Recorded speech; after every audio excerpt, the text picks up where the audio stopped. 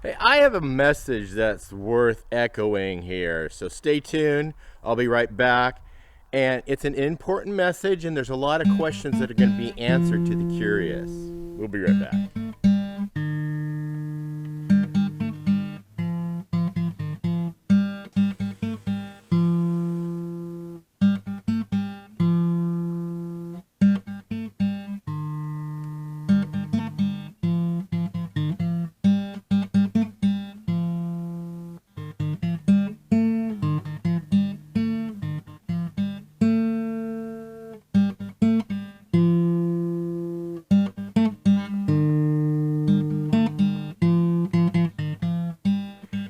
Hey, welcome back to Pine Meadows Hobby Farm. I'm your host, Jerry Hansen. I have a message that I wanted to echo. I produced this video some time ago when I was doing an estate cleanup.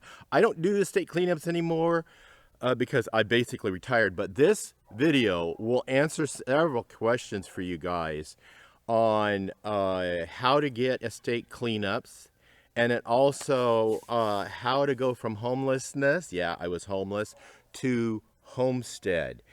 So stay tuned. Here's the show. Hello, I'm Jerry Hansen, your host of Pine Meadows Hobby Farm. I'm over here at the estate cleaning up, and I was just doing some vacuuming and mopping the floors and cleaning the toilets, etc., etc. But I wanted to sit down and take a break, and I wanted to talk to you guys about some comments or questions I'm getting from some viewers on my channel. Apparently that one video that I launched back in November went viral in December, and it really touched a chord, and now I see it ever present in the media. The national media is talking about homelessness, and that really struck a chord with me because we were homeless, and it was because of circumstances beyond our control that we ended up homeless. So I'm happy to see that the video did go viral, and I'm getting all kinds of comments from that show because it really did strike a chord with people who are feeling hopeless and wanting that desire to get out of where they're at. And I'm glad I'm able to give you some tools to motivate you and rethink yourself and your situation. Mainly focusing on one's abilities rather than one's disabilities. So I just wanted to touch on that. I also went into a explanation of how I was able to figure out how I can motivate myself and climb out of this pit that I was in with my family of being homeless. So it just takes fortitude and a will to change things in my life, because in one of my shows I presented this one message, and that message is simple. If it is to be, it is up to me. So saying that to yourself hopefully will have the same effect on you as it did on me. Now, those of you like me who have certain levels of disabilities, some more extreme than myself, I've seen your comments and I really feel for your situation. I wish I could help, but I do have a full plate right now and I'm unable to help everybody out there, even though I want to. But the best I can do is just give you guys the motivation and the tools, which I've explained in those other 3 videos, on how to motivate yourself. And that one sentence, if it is to be, it is up to me, is a tool to self-motivate yourself to make it happen for yourself. And then there's that other point when I came to the self-realization that my homelessness and my path is all in my control, in my hands, not the government's hands, not the community hands. It is in my hands. My destiny is in my hands. So therefore I decided to stand up, dust myself off, and start focusing on my abilities rather than my disabilities. And I found that a lot of my viewers are catching that phrase, and has really helped motivate them and get them to come up out of the situation they were in and chart a life. The other questions for, I'm beginning a series of questions, is what, I mentioned some workshops that I was able to take in my community that were available to me for free. Well, one was disability for disabled people. There are workshops that you have to go out and look for. I'm not going to help you. I've got a full plate. I had to help myself. So this is to tell you, you have to get up off your butt and go help yourself. Don't expect anybody else to help you with this. There are programs out there, you've just got to find them. Open your phone book, start asking questions. The first resource you can go to is go down to the employment office. It's not the unemployment office, it is the employment office. And ask them if they know of any facilities available or any programs available for a person in your circumstance that you can at least get some kind of skill to get back in the workplace. That's the first step I took, was start asking questions. Once I found that there were some available programs, I went ahead and applied for them. One here in Oregon, that's right, I live in Oregon. I live west-southwest of Crater Lake National Park. I'm going to stay anonymous as to where exact location my home is, because I don't want everybody knowing where I live. I like my privacy, except for what I decide to show you guys on YouTube. So that answers another question. What a lot of people keep asking me is, where do I live? Well, I live in Oregon. Okay, that's all I'm going to tell you. Look in your areas for programs. The program that was available in my state was called Oregon Department of Vocational Rehabilitation, which I went and applied for.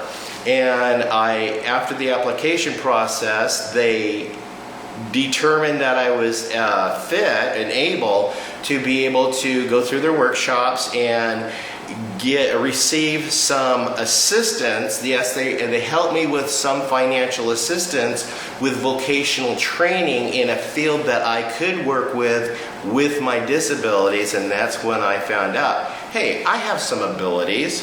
Let's work with those abilities. There's another program here available in our state, and that I don't know if they're available anymore, but in the day it was called Job Council. You might have them called other things in your states, but by all means, check them out. Job Council was a place where I could go and take advantage of free workshops. They taught me how to do, work on computer programs such as Microsoft Excel, Microsoft Word programs, to help facilitate getting me more employable and developing more skills. They also teamed up on my behalf with the Oregon Department of Voc Rehab, and collectively they put their resources together and got me training as a certified nurse's aide, where I could work in the healthcare community and work within the steps of a crash cart. That way, if something else happened to my heart, because that's where my disability is, I was working within steps of the crash cart. So that was smart thinking on my part. I've been working there 13 years now in the same unit. I work in the cardiac unit at a local hospital, and I thoroughly enjoy helping other people. Next question is, how do I find all of these estates to clean up? The simple answer is word of mouth. The complicated answer is patience. It's hard for people to wait and put your feelers out there, but also the most important thing that's really helped me achieve what I've been able to achieve, to go from homelessness to homestead in a short period of time, and then now developing these estate cleanups and being able to furnish my house finally. I developed relationships with individuals over the years, and these are meaningful, deep relationships. And these are people who are really close to my heart. All my friends are close to my heart. I am very endeared to them, and they know people, and they're people of all ages. So this estate right here is, I think, my fifth or sixth estate that I've been invited to clean up. For the most part, it's somebody who is renting. They have to move, and they've collected a little bit too much stuff, so they say, "Hey Jerry, you got a pickup? Come over and help me." So they end up giving me a bunch of stuff that they don't need, and I only take stuff that I know I could use and repurpose on my homestead. I've gotten fencing, I've gotten building materials, I've gotten products and items that I could use. And with the exception of this estate, this was some dear friends of ours. We used to rent from them. That's how we met them years ago.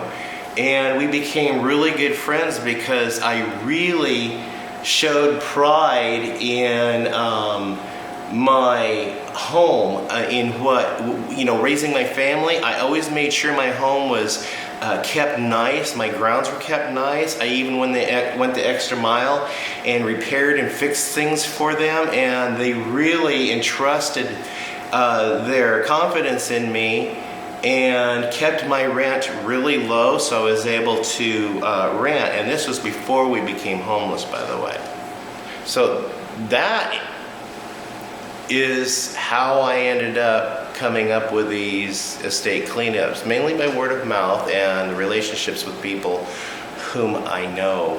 And they know people who know people, and they know me. And so therefore they understand that I can help them, and I'm not afraid to help them within my abilities. I have limitations, and with those limitations I recognize them, and I'm still able to focus on my abilities and help them out. So I don't live a life of being a total invalid. But in the meantime, I am enjoying what I'm doing, and I enjoy helping people with however I can help them and what ways I can help them. But to look at me, you wouldn't notice there was anything wrong with me. I don't really let it on. I don't like to be treated as an invalid, so I don't behave like an invalid. And I guess that's all it takes, is just a state of mind. Being homeless was miserable. It was stressful.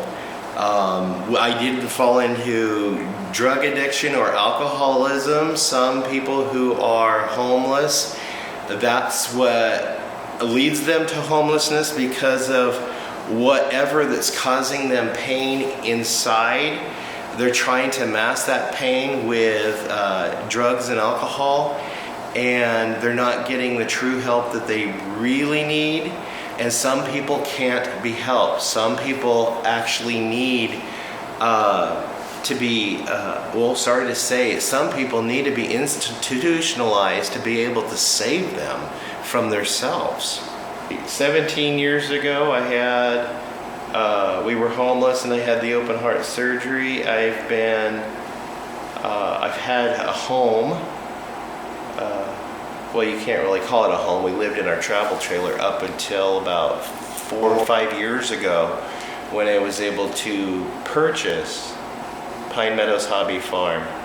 And follow those videos, and that will clue you in on how I purchased it with a minimum amount of cash when I'm just starting out getting back on my feet with my job. I hope I was able to answer a lot of those questions. I'm sure I'll get the same questions over and over again because they haven't seen this video yet. But that's okay, now I can point them to this video and they could get their questions answered. Thank you guys for tuning in to this little chat. Okay, we're back here at Pine Meadows Hobby Farm on my homestead. Of course, several years later since I created that post. And it did answer a lot of questions, and then there's more. And there's also,